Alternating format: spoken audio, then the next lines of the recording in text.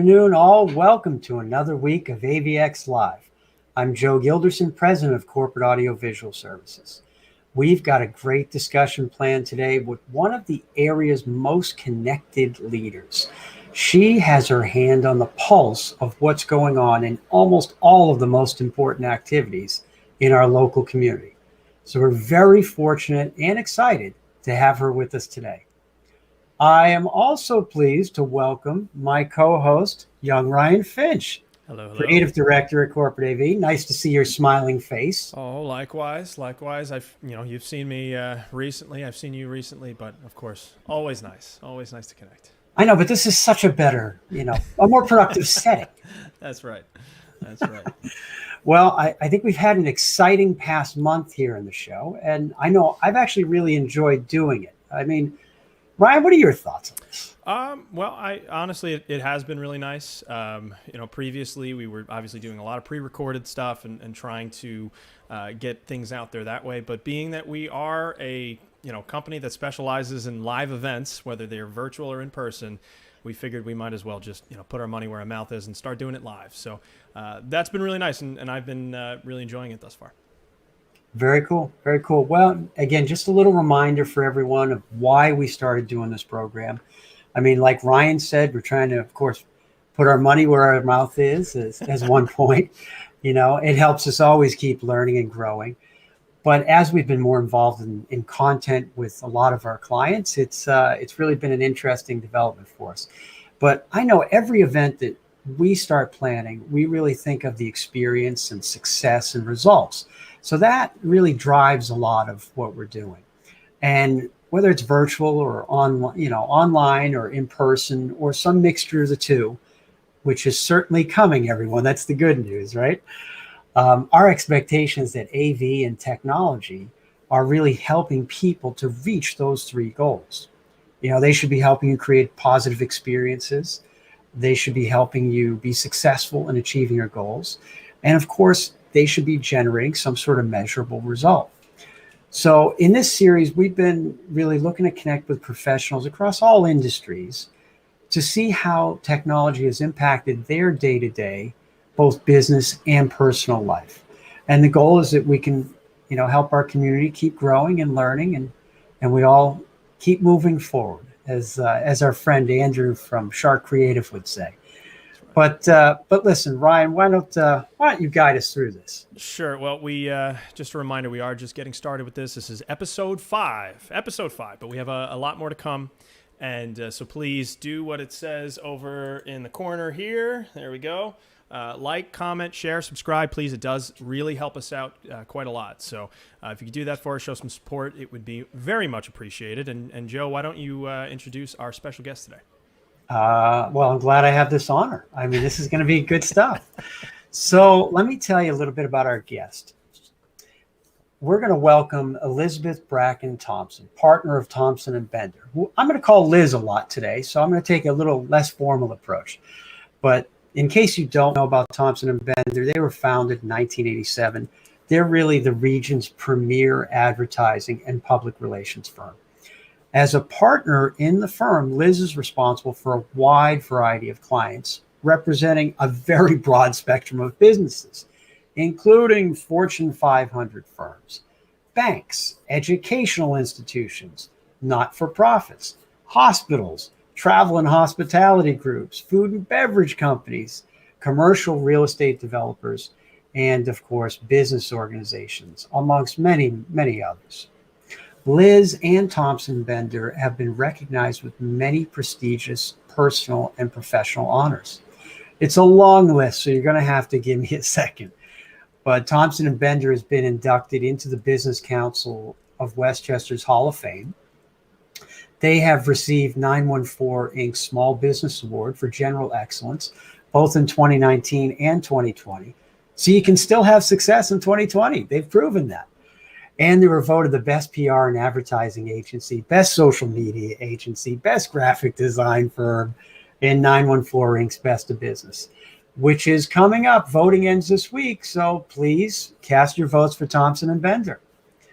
Liz has personally been named one of Westchester's Power Dozen by 914 Inc. magazine and included as one of the Westchester Power 50 and one of the Westchester Power 100 by both city and state in both 2018 and 2019. I mean, these awards are endless. I mean, there's literally like a dozen more. But she received the Woman of Leadership and Excellence Award from the Girl Scouts, the Heart of the Hudson, and has also received the Woman of Distinction Award from the Women's Leadership Council of the United Way of Westchester and Putnam. So it's not just business, it's being active in the community. And Liz is a tremendous example of that.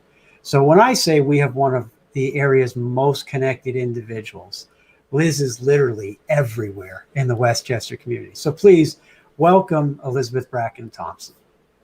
Oh, thank you, Joe and Ryan. And oh my God, I'm just overwhelmed by that introduction. Oh my gosh. And I'm just so pleased to be here with you both and maybe share some ideas, have a good conversation and help a few people who from the business world, you know. Absolutely. I mean, that's what we're trying to do. And we knew that you would be a great person to help us do that. Thanks. I mean, just being involved with all those groups alone, I mean, you have to learn something along the way, right? 100%. Absolutely. Well, I guess just to get us started, obviously everything has been very different for everyone. We were talking about it backstage before we came on about just the constant activity and things we're trying to achieve. But I guess how have things evolved in the last year with your business? And, you know, how did technology allow you to continue with your clients? Yeah. Oh my God, what a year it's been, right, guys? And I think one of the biggest changes has been that we're communicating constantly via Zoom the way we are today. I mean, we're not physically sitting together in your studio and doing this live. We're doing it. And technology is responsible for that. I think what's been so amazing over the past year is to watch how the predictions for the future happened in real time. I mean, I remember planning some events, things that you guys were involved with at Corporate AV, the giant annual wine and food festival, which has been going on for 10 years, which we coordinate. And you're so much a part of that, Corporate AV. And we were actually planning that for June of 2020. And then we, of course, had to push it forward. And I remember talking with the team and saying, well, I know we can do this in the summer. And so we moved it to July. And then when we saw how COVID was not going away, we said, well, we'll move it to the fall. And I think it was around July 4th, we all kind of took a deep breath and said, you know what? We're going to have to postpone it this year. We're just going to have to bite the bullet. And the good news is we are planning it for, as you know, for 2021. And we're going to be doing it in the fall, the week of September 20th. But I mean, that's just one example of so many examples of how we had the term has been used so much, but pivot quickly. And we did that in our business, and you certainly did it in your business. And just think how 1 year has transformed what you do and pushed you to be more creative. I mean, I think that's what we did at Thompson and Bender. That's clearly what you did at Corporate AV and so many other businesses. But I did, in preparation for today, I did check with the U.S. Chamber of Commerce study that was performed at the end of 2020 to determine what were the common traits that businesses that survived or thrived during the pandemic had. And there were some common traits, and I think you're going to relate to them as I name them. First was flexibility. And that was adapting to the shifts in employee changes, customer demands, which is what you did. The second was good communications. And that means continuing to be transparent with your staff and employees about what's going on and with your clients and customers. The next was social responsibility. And during the pandemic, I know we at Thompson and Bender paid close attention to CDC guidelines on being sure we were cleaning our offices, wearing masks, the hygiene procedures, etc. And I mean, that social responsibility is continuing as we begin to emerge through the vaccines that are being given. The fourth was the common trait was resourcefulness. And that was businesses that got creative, like corporate AV did, found new solutions to customers' problems, and leveraged your existing resources and adjusting your capabilities. And you guys certainly are great examples of how you did that. And finally, empathy. And that's understanding the issues that were facing your customers and your employees, and making sure you engendered that trust with your customer base and your employees. Oh, that's great, Liz, and I think we kind of lumped in our next question right in with that. But to your points about flexibility, good communication, social responsibility, resourcefulness, and empathy. Obviously, those are really 5 key points. Things that really need to be kept in mind moving forward. Would you say so much that is the message to all businesses in this next stage? If we want to call it that, of the pandemic, or as things start to reopen, do you think that those 5 items ring true for how we should proceed in the future? Well, I think those are sort of your foundation points, that you want to continue to be creative and empathize with your customers and employees, and all those good communications, certainly. But I think what we all have to be aware of moving forward is the change, and that's happened for our customers and clients. And, I'm going to start with a real confession here, because I'm an Amazon Prime fanatic, and it's made me what we're calling a now customer. And what does that mean? Well, before the pandemic, I know I was content to wait, 2 weeks, after I had made a purchase online, or certainly a couple of days. And, I didn't care about an immediate email response. But now, after 1 year being trapped in my house and going online for everything, I no longer have the patience, and I have that immediacy of I want it now. And that's what we're all facing in our businesses, is that change in mentality of the now customer. Someone who's always online, someone who wants rapid responses, who wants resolutions, they want interaction at all time, and that includes answering your phone or on your website, responding to a need. It's really been a rapid change in what the customers are experiencing and what the customers want. And I think we all, as businesses, need to, be aware of that. We need to continue to respond quickly. And the really sad thing that I think has happened, and Joe, you and I and Ryan were just talking about it backstage before we started. We've now, even from the technology that we're experiencing, we have lost any boundaries in terms of time of day or weekends. I mean, think about it. It used to be you'd leave your office at 5 or 5:30, you'd go home, you had signed out. That's or gone. right? Or a Saturday or Sunday, you were not available. And think how that's changed. I mean, we have to be ready to respond to our clients. I hate to say it, but almost 24/7, right? Yeah, I mean, we've joked about it right from the beginning. I mean, because the running joke would be, of course, right, Liz, I don't know if you experienced it, but we have a significantly smaller staff today than we did, a year ago. Right. Yes. And it's hard to respond very quickly sometimes, because we are trying to do 4 other things. And we laugh about it. I'm like, yeah, it's been an hour. So I'm a terrible supplier because I'm not responding. It's been an hour. Yeah. That's right. That's But so you're right. That's so true. Everybody is in the now, 100% in the now, and we expect rapid response. I mean, 100%. it's true. It's true. I mean, I get emails at 7 p.m. at night, 7:30 at night, And, God forbid I shut off my phone, and I don't know that somebody's reached out to me. They're expecting me to acknowledge it and respond to it. And certainly on weekends, as well. I mean, it's been a real shift, I think. Yeah. I think there's also been a shift from brand focused.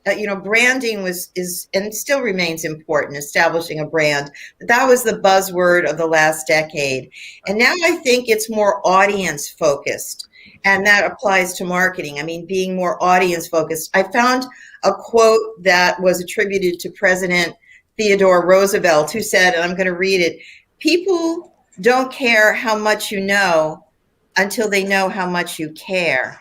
And I think through this pandemic, what's emerged is that people are also expecting empathy, as I mentioned before, or an emotional connection that drives your brand or your service, in a more emotional way, with concern and caring, certainly with all the tremendous lives we've lost. And we've seen that. I mean, my goodness, it's been really incredible. But I think that emotional connection has really emerged as well from the pandemic. Oh, absolutely. Well, and that kind of gets back to the, point number 5, right? Which is the empathy. Yeah. You have to care. Otherwise, what you're essentially left behind in a sense. I mean, I do remember, and this is somewhat, musing of me, but I do remember at the very beginning, how many commercials and ads did we see that were in these trying times, in these uncertain times? And I think that got kind of stale, at a certain point. So Liz, I mean, are there any examples you could point to of a business caring well?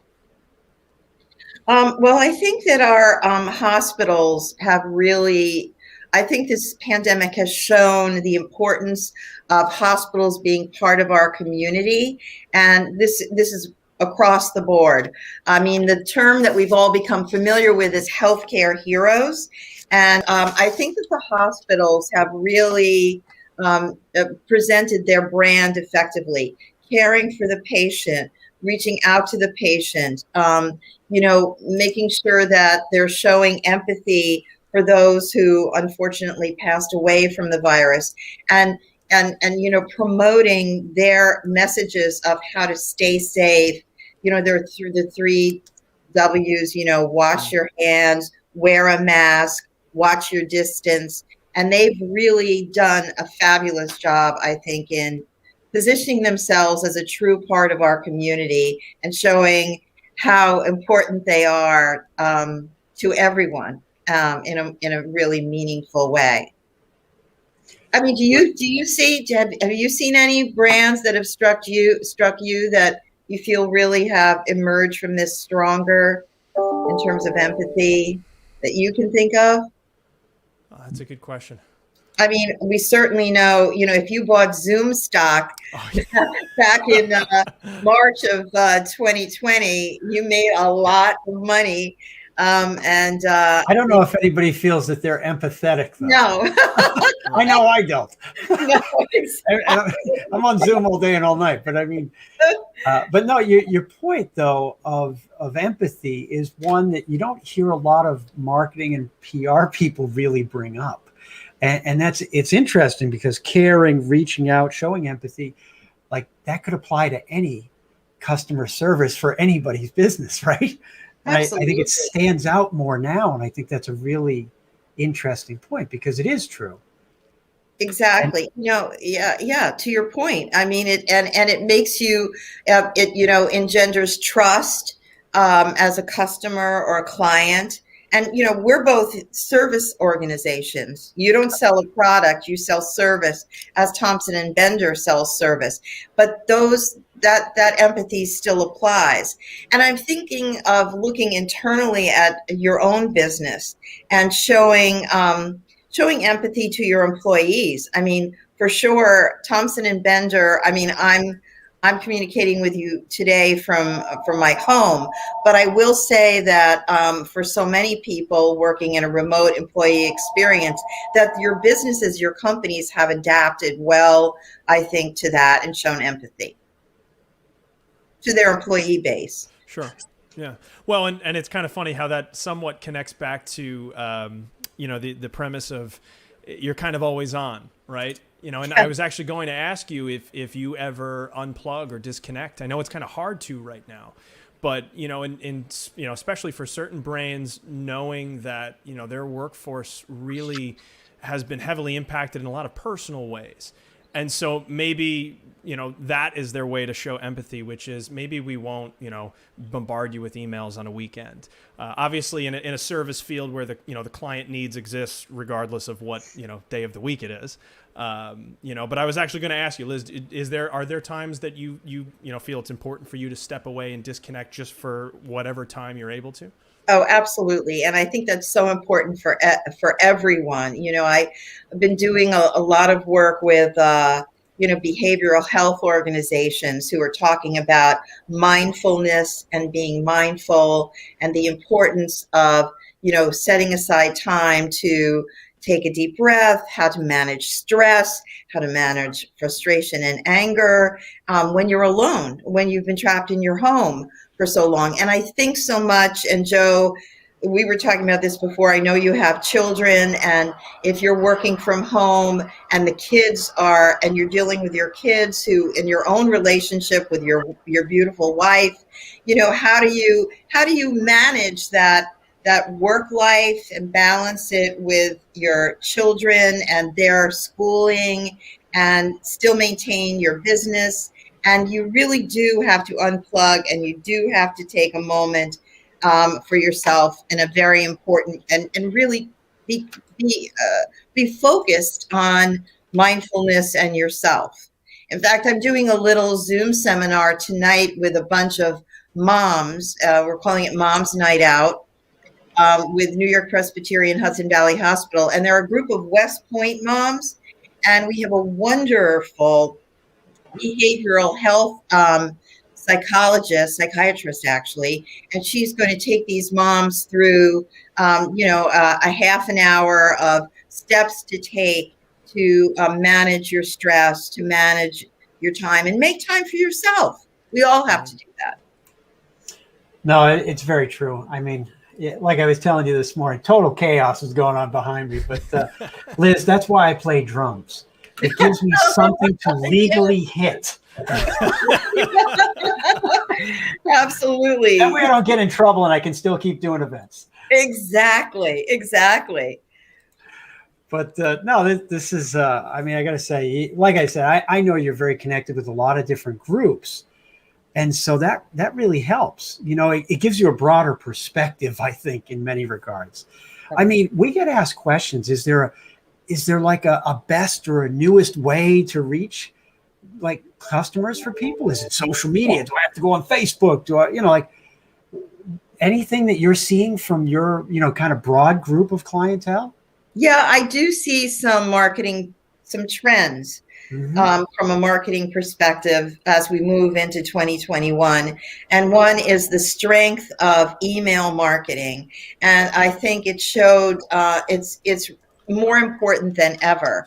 And the use of video in those emails on different social media platforms, for sure, has really been a dramatic change. And I see that, continuing actually. The other interesting thing I see, and you mentioned Andrew Castellano before of Shark Creative. I was just talking to him the other day about, I think podcasts are going to increase over the next 5 years or so. Right now, I think I read that 47% of all podcasts are actually listened to, and that 45% of the people who listen to podcasts have an annual household income of $75,000 or more, which means that if you're trying to target someone who's, a higher affluent income with a product or a brand or a message, I think podcasts could become even more popular than they are now. And I see that as a trend. Also, the importance of sharing and collecting reviews online. Because, I know that they said that 90% of consumers actually scroll down and read the reviews before they purchase a product or a service. So I'm urging people, if you If you haven't done it already, start getting reviews, Joe, for corporate AV. I'll give you 5 stars, and but start putting them on your social sites and websites, because people actually do actually look at reviews. Another trend that I think is really important is the pay to play on social media. And, whether it's LinkedIn, which we're on now, or Facebook, which we're on, or Instagram, to really get that reach, you have to pay for it. The organic social media of yesteryear is just not going to get you the reach you need. So that's a definite trend I see. Again, utilizing video in everything you do, a really short video sound bites. And I also think what we're going to see in the future is more strategic collaborations and partnerships among organizations. Because, we had to do that during the pandemic. And I think it's really been successful. And I think that's going to continue. The collaborative co-opetition instead of competition. Co-opetition among businesses, maybe even competitors, to, reach and grow your business. So that's important. And finally, I'm going to say one other thing. We should all be aware of 65 plus adults, because I just heard on a panel this morning that in 10 years, the number of 65 plus adults is going to double. And so that group is going to grow. And also Gen Z, the Gen Z group is people born between 1995 and 2010. They're making up 20% of the population. Those are those young kids. Really, they're not millennials, they're younger. And they're going to become adults and become our consumers. And so we should be aware of what's appealing to Gen Z population as well. Oh, these are great insights, Liz. And, to summarize a couple of them, obviously strength of email marketing, using video. Obviously video is exploding now. We're seeing it everywhere. Couldn't agree more there. Podcasts, sharing and collecting reviews, pay to play on social media. I have a question on that. I'm going to come back to it. More strategic collaborations and partnerships. The 60 plus, I think it was 60 plus, Liz, the demographic 65 plus demographic is set to grow. And Gen Z is looming, is I think the last takeaway. But back to pay to play on social media. I have a short anecdote. We have a 4-month-old puppy, my fiance and I. Oh, great. And thank you. And so we've been really enjoying that. And what we've noticed is on Instagram, because of course the first thing my fiance Dana did was create her an Instagram account. And one of the first things we were seeing was anytime we had a post, we would have somebody in our, direct messages saying, hey, we'd love to do a collaboration. Can you, if you buy X product and share a picture and promo codes and this and that. And there's so much of that I'd never seen before. So I guess the question is pay to play on social media, I'm imagining, is not just buying ad space and running ad campaigns, that there's more strategy. Are you thinking, influencer networks, and can you speak a little bit more on that? Oh, sure. Influencer networks are becoming more important than ever. And I'm really glad you brought that up, Ryan, because for one of our clients, which is a retail shopping center, in addition to strategizing and actually paying for advertising on social media platforms, and in addition to public relations and media outreach, we absolutely have a cadre of influencers, and we speak to those influencers just as much as we speak to the traditional media out there. And they have the following, they bring followers to the shopping center. We use them in fitness activities. We use them in fashion. We use them in beauty activities, and they've been incredible. And that's what I urge everyone to do. Find your influencer group. For a lot of my clients, the mommy bloggers are incredible influencers. we did an incredible event with Westchester Parks Foundation called Winter Wonderland. And we sold out every single night for the entire month of December that we were open. And it was really the mommy bloggers, the influencers sharing on their social media networks, giving good reviews to the event that really drove, our, and we have to pay to play with them, by the way. Right. They're not doing it for free. No. Right.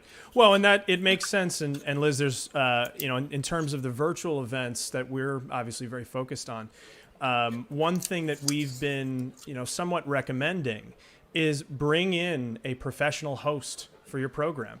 And right. So while maybe not exactly an influencer per se, there are options out there. People who have their own followings, people who are entertaining just by themselves, because we really are working in an entertainment-based format in many ways. Have you had any discussions regarding that with who should be the face of our brand on this virtual event? Is that something that's come up? Yeah, absolutely. And, for a lot of my clients we always talk about who is the face, who is the person who's going to represent your company, your product, your service, your brand. And for all those reasons, we absolutely always think about finding that right person representing the brand, service, or product. And in your case, you guys are the face of Pork. You both are the faces of Pork JV. And that's really important. And you know what? You engender trust. You engender a following and get really, incredible reviews for what you do. Well, thank you. And unfortunately, we didn't have the budget for a professional host. So you guys are doing great. We were the only ones. That's it. Nobody else wanted the job, Liz. I got to be honest. You guys are great. You're fabulous. Well, I know, you just have so many different insights because the range of clients, right. And I think the level that you would traditionally work at, right? In general, you're working from the highest level and you're trying to gather that organic groundswell to really build an audience. And I think that's really unique. Now, I know from our personal experience that you're not only involved in just corporate, but also the nonprofit communities. And they've each had their own challenges, right, during the last year. But what advice have you been able to provide these clients kind of during this past year? And how do they measure results? Like, how do they know if they're doing a good job? Well, it's really been, as you said, Joe, a challenging year for our not-for-profits. Some have thrived. Actually, the United Way of Westchester and Putnam, who's one of our clients, has actually grown because, unfortunately for them, the need through their services that they provide to people who've lost their jobs, who needed to get COVID testing, who need vaccines or food. I mean, they're actually thriving, and we certainly know from Feeding Westchester that they've done better with their contributions this year than ever because people have seen the lines of people waiting to get their food supplies. On the other hand, the arts, not-for-profit arts organizations have really suffered. As we know, they've had to shutter. There's no plays, no concerts, no open galleries. Although the good news is that our governor has just announced that on April 2nd, he's going to open the doors to museums. And as we've heard, there's going to be a slow trickle into concert halls, etc. Yep. So we're sort of seeing a brightening at the end of the tunnel. For them, it's staying relevant and staying in touch with their donors and doing more on Zoom and trying to adapt and pivot. And they've done that. They've been doing arts and crafts lessons with young children online and trying to stay relevant through Zoom. And so and then you have a situation like the Westchester Parks Foundation, which I work with, and they represent all the county parks in Westchester County. And as we all know, through the summer and fall, what did people do? They were able to go out and walk on trails, use the parks, go to golf driving ranges, play golf at the county golf courses. So they, again, had more people out there and experiencing them and connecting with donors. And then they topped it off with their Winter Wonderland event at Kensico Dam Plaza this December, where they put on a drive-through light show, and again surpassed all their records. Actually, it was my idea because I know Screening Under the Stars did so well, drive-in movies in cars over the summer, and I thought, why don't we create a way to drive through a light show and during the holidays and stay safe? They did that, and as I said before, exceeded all expectations, sold out every night they were open, and we're going to do it again next year. Oh, that's wonderful. It really is, and honestly, it does seem like there is a greater need in some cases. And so your point about some groups having actually thrived during this time, that does seem to check out. Whereas we would kind of fall, I guess, more under the arts category at that point, because honestly, those things that require that in-person connection obviously have gone by the wayside for the last year or so. And to that end, staying relevant, staying in touch with donors, I mean, that's been the resounding message for at least a lot of our clients, especially in the nonprofit community. For sure. Yeah. Sure. So, and Joe, I suppose moving into, I guess, more the family side of this in this last question here. Yeah, well, I mean, because Liz brought up the parks, and honestly, the parks are one of the greatest things in the county. And I know, as someone who's not originally from the area, it's something that stands out really as a, when you're an outsider coming in. I mean, first of all, the county is beautiful. I mean, so, but there are so many parks and there are so many opportunities. So it does kind of lend itself to what's going on, right? Because everybody's heard about the transitions from the city and the moving trucks lined up around the block, on the Upper West Side. But I guess because many families and businesses are either they are migrating or thinking about migrating from the city to the suburbs. What kind of opportunities do you think that provides Westchester businesses for new customers, as well as for new talent, right? Exactly. New talent, people working, who used to work in the city, who've moved here. And I can share some statistics. Houlihan Lawrence is one of our clients, largest residential real estate agency in Westchester. And in Westchester County, single family home sales, and I'm reading this, homes sold were up 13.6%. Median sale prices were up 12.4%. And homes sold in the single family home sales of northern Westchester were up 41%. With a median sale price up 14%. 37% of the buyers in Westchester in the third quarter of 2020 originated from New York City, an increase of 26% year over year. 54% of those buyers from New York City were from Manhattan, and 18% were from Brooklyn. And the reason that's significant, I think, is because those are undoubtedly people who worked in the city, who are now living in Westchester and maybe do not want to go back to commuting, or perhaps, their jobs, maybe they left their jobs because they have to, someone has to stay home with the child. So from a talent perspective, I think businesses here in Westchester, located here, have a great opportunity to connect with those people who have transplanted here and are looking maybe to work from home. Absolutely. And Liz, how would you say? Oh, looks like she stepped away for a second. We'll give her a second to come on back. Joe, any takeaways for the time being? I mean, there's so many. I mean, to be honest, there's just so many things. I think one of the interesting points was, you had made the point about it indeed being, moving trucks lining up outside. That seems to be backed up by the data for sure. There's obviously been an influx of people coming into Westchester. I am curious to know Liz's takeaway on how to capitalize on something like that. And when we get her back, hopefully we can ask her that. But look. Meanwhile, we've had so many things that we've been discussing. I mean, how if we go right to the beginning of our conversation, you know, I mean, all those businesses that Liz is used to working with, well, they were making adjustments. They were being resourceful. They were developing good communication habits. I got to tell you, I think that's helped. I know us. We seem to be communicating better internally and externally with our clients just due to the nature of how we've had to communicate. Right. You know, so I know that that's been pretty big. I mean, being resourceful, and everybody, I think every group and every individual probably has more capabilities than they know.